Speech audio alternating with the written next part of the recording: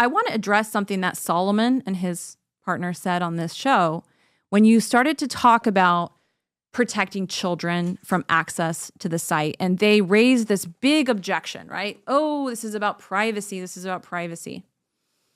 And I just want to point out how ridiculous that is coming from them. Because for one, they exploit and they harvest the data of every single user that visits their site. They're currently being sued in a class action for the exploitation of user data. So they already do that. But you pointed out that because they own pay sites as well, these subscription sites, they already age verify on those sites, right? Because you have to have a credit card to access the site. So they have no problem getting the personally identifying information, the name, the credit card, the address of people for their paid sites. But they suddenly have a problem with age verification with their free sites because their free sites depend on frictionless traffic to the sites to sell ad impressions. So I just want to point out the flawed logic that they're using in that case and point out the fact that it's a lie, that this is really about privacy when it's really about money for them. And in fact, I have emails from their senior community manager discussing this very fact. And what she says, posts online. She says exactly what you said. MindGeek loses money.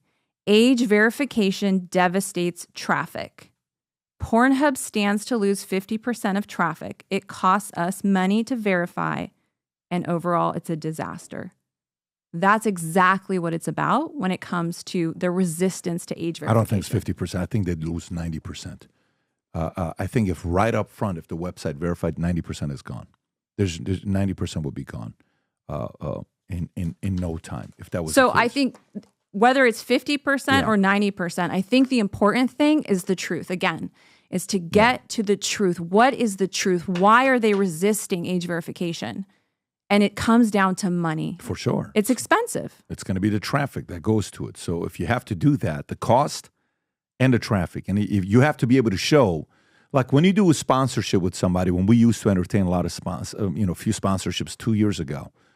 It was, so how many views you get? We get this. Okay, we pay this per this. Okay, cool. No. All right, we'll pay this. All right, sounds good. Boom. Here's how much you want. Okay, I'll find $100,000. Great. But if you don't have viewership, advertisers are not going to pay you big dollars. You have to get the eyeballs.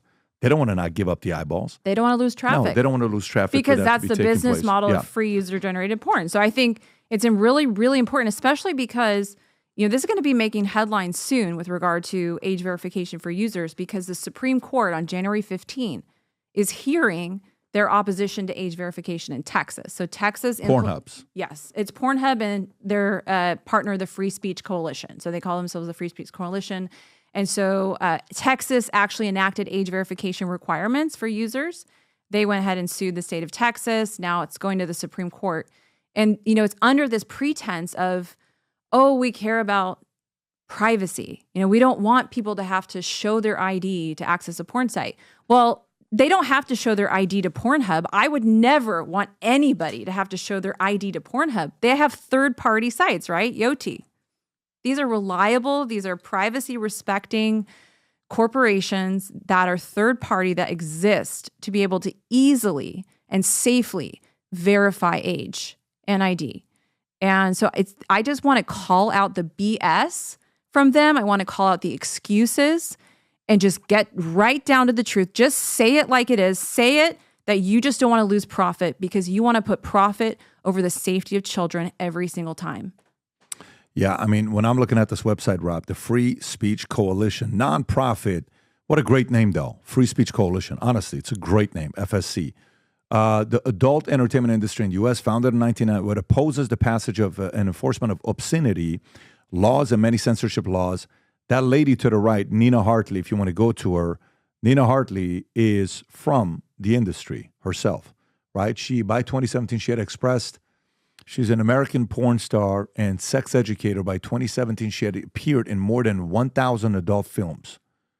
She had been described by Las Vegas Weekly as an outspoken feminist, an advocate for sexual freedom, and by CNBC as a legend in the adult world. She's not leading it anymore. She's not. What is she doing now? I don't know what she's doing now, but I know that she's stepped away from it? Yeah, I don't think she's the leader of this. But this is an industry, so it's a porn industry interest group. Basically, they exist to lobby for the interest, not of porn performers, not of those who are actually in those videos, but for the industry. And they fight laws every single time. They fought really hard, and I think they won. There was a law in the United States that actually made it illegal to depict a child. So where it wouldn't be real, right? It would be a depiction of a child. It could maybe be a realistic depiction, but they fought it being illegal to depict a child in a video. And that's when the explosion of teen porn came to be, so teen is one of the most popular categories on PornHub for so many years in a row. And when you say teen, right? Teen, they have 18-year-olds that look like children. They have pigtails, braces, flat chests. They talk like children. They act like children. And it's an entire genre of porn that exploded because it's not illegal to do so. In Canada, it's actually illegal to depict a child in a pornographic video, even if it's not a child. What is that, Rob? That's what she's describing. Somebody that's above age, or maybe above age, but they're portrayed as a younger person. Is that Dylan Mulvaney, or is that actually? No, I'm actually asking her. So that's not Dylan Mulvaney. No. Oh, I'm sorry. I thought it looks like him. So. And so that was the problem on Pornhub is, real children were being raped alongside depictions. But by the way, what is the position legally against AI porn that they can do? What is legal or illegal with that? Is there laws against it? Like if CGI and they can the direction ChatGPTs go on the technology that they're going to be creating, what if they use AI to create porn? Is there any laws against it? I think that they're trying to catch up with the advancement of AI and being able to create abuse imagery. Because, what they can even do today, and I say keep your kids' faces off social media if you can, because what AI can do today is actually take the face of a child from a picture and then create child sexual abuse material from just an innocent picture of your kid, playing at the playground. They can take that and then they can, make very realistic looking child sexual abuse imagery. And that needs to be completely outlawed. And we need to have, strong laws against that. We call it deep fakes as well. But in the United States, there's been a law that's been enacted since 1988 for the porn industry, for the brick and mortar, porn industry, Porn Valley. You know about Porn Valley, right? You grew up, right? You're near Chatsworth. Right. Is that right? I was with all Inglewood. Those guys, yeah. And it's called USC 2257, and it requires age verification and record keeping, and it's actually a felony if you don't keep those records and be able to produce them to the DOJ anytime they want it. They can request it because it's understood. Anybody with a brain knows that if you don't have that, the industry is going to be awash with criminal content. The problem is that with the advent of the internet and the YouTubes of porn, that these companies have basically ignored the law. And Pornhub would be held to the standard of this law because the law says if you transfer pornographic content in the United States, if you produce or transfer pornographic content in the U.S., you have to be held to USC 2257, record-keeping law. And they have been transferring, right? They had a download button on every single video where they were transferring that content. So they have violated that law millions and millions of times without repercussion. And we need to see that change. Yeah, I'm curious to know what happens and then what happens afterwards. Like what is... Once something happens with them, let's just say if it does, then what? If Pornhub is held fully accountable, right? We've made a lot of progress in holding them accountable. There's still lawsuits that need to be resolved. Restitution needs to be paid to victims. What we're going to see is a transformation of the entire industry, of the entire online porn industry to become a safer place for children, for victims, for generations to come. If we're successful, the internet will become a safer place because there will be regulation on user-generated porn.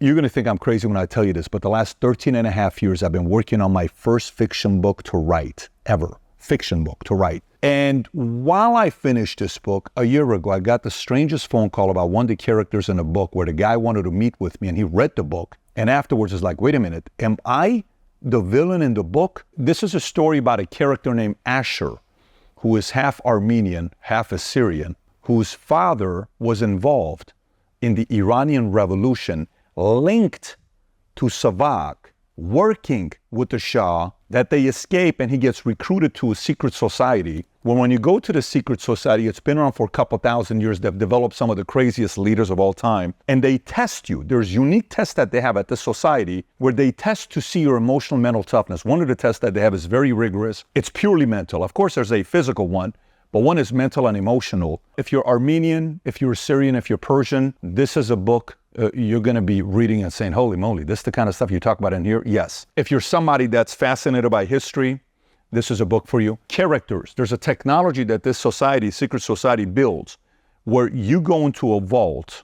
I won't spoil it for you. When you go down, they have a technology where you get to sit down and watch and have a 3-4 hour conversation with Tupac.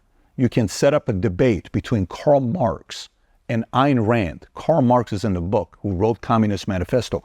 Ayn Rand, who wrote Atlas Shrugged, is in the book. Marilyn Monroe explains the concept of seduction and sex in the book. When you read the book, it's about development of the next leaders in the world and how they do it and how they've been doing it for many years. And it's also about how to prevent the end of civilization and how this organization goes about doing it. So, I've never written a parenting book before, but if I ever wrote a parenting book, this is the closest thing to it because it's all mindset, a lot of crazy stories. Again, 13 and a half years. Trust me, I told myself I will not publish this book until I sell my insurance company and I'm fully disconnected from it, where it's no longer my responsibility 100%. When you read this, if you're a creative person, if you like fiction books, if you enjoyed Atlas Shrugged, or if you enjoy Divergent, if you like books like that, I think you're gonna enjoy reading this book. It's the creative side. Business books is very easy. Here's how you do it. Here's how this how it works. This is very creative. If you haven't placed the order yet, now you can order it on Simon & Schuster, Amazon. I'm gonna put the link up below somewhere here, maybe even in my profile. Go order the book and read it.